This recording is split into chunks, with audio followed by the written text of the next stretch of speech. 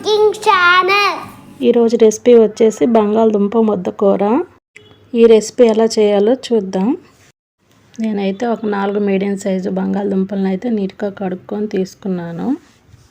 ఇలా ముక్కలుగా కట్ చేసుకోవాలి. ఈ ముక్కలన్నిటిని కుక్కర్లో వేసుకోవాలి.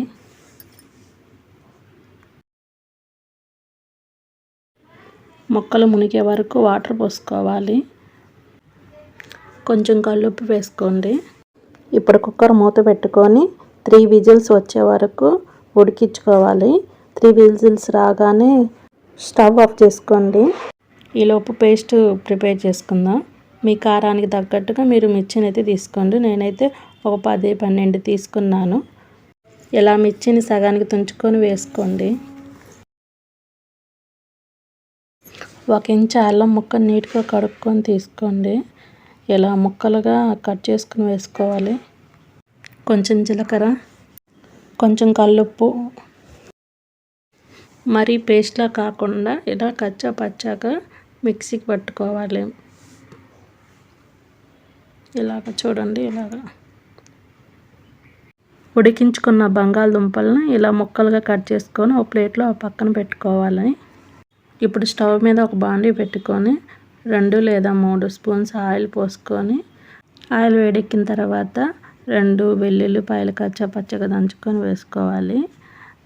కొంచెం పచ్చెనపప్పు, కొంచెం మినప్పప్పు, కొంచెం ఆవాలు, కొంచెం జీలకర్ర, 2-3 ఎండుమిర్చి, కొంచెం కరివేపాకు వేసుకొని పోపును బాగా వేయించుకోవాలి.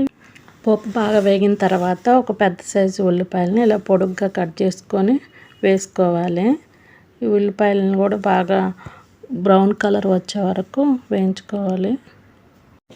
ఇలా ఉల్లిపాయలన్నీ బాగా వేగిన తర్వాత ముందుగా మిక్సీ పట్టుకున్న మిర్చి పేస్ట్ మొత్తం వేసుకొని బాగా కలుపుకోవాలండి.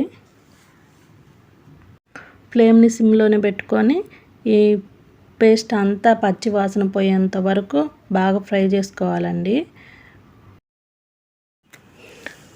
ఇలా పేస్ట్ బాగా వేగిన తర్వాత ముందుగా కట్ చేసి పెట్టుకున్న బంగాళదుంపల్ని వేసుకొని బాగా కలుపుకోవాలండి. బంగాళదుంపలు వేసుకునే క్లిప్ అయితే మిస్ అయింది. మిర్చి పేస్ట్ దుంపలకి బాగా కలిసేటట్టు బాగా కలుపుకోండి ఒకసారి. కొంచెం పసుపు వేసుకొని ఇప్పుడు బాగా ఇంకోసారి బాగా కలుపుకోండి. ఇలా లో టు మీడియం ఫ్లేమ్లో పెట్టుకొని ఇలా కలుపుకుంటూ బంగాళదుంపని వేపుకోవాలండి. ఇలా ఈ స్టేజ్లో ఉన్నప్పుడే మీకు ఏమన్నా సాల్ట్ చాలా పోతే చూసుకొని వేసుకోండి. ఆల్రెడీ మిర్చి పేస్ట్లో వేసాము, కొంచెం ఏమో ఆలు ఉడకబెట్టేటప్పుడు వేసాము. మీకు ఇంకా చాలేదు అనుకుంటే మీరు చూసి వేసుకోండి. అప్పుడప్పుడు మధ్యలో ఒంట్లో 1-2 బంగాళదుంపల్ని మ్యాష్ చేసుకోండి. మ్యాష్ చేసుకుంటే కొంచెం ముద్దలాగా వస్తుంది. ఇప్పుడు సన్నగా కట్ చేసుకున్న కొత్తిమీరని వేసుకొని ఒకసారి కలుపుకోండి. ఇలా ఒకసారి బాగా కలుపుకున్న తర్వాత స్టవ్ ఆఫ్ చేసుకోండి. ఇప్పుడైతే బంగాళదుంప ముద్ద కూర అయితే రెడీ. ఈ కూర రైస్లోకి బాగుంటుంది, సాంబార్ పప్పుకి సైడ్ డిష్గా బాగుంటుంది. కొంతమంది అయితే పులిహోరకి సైడ్ డిష్గా కూడా తింటారు. మీకు ఈ వీడియో నచ్చినట్టయితే like, share, comment and subscribe to mumps cooking channel.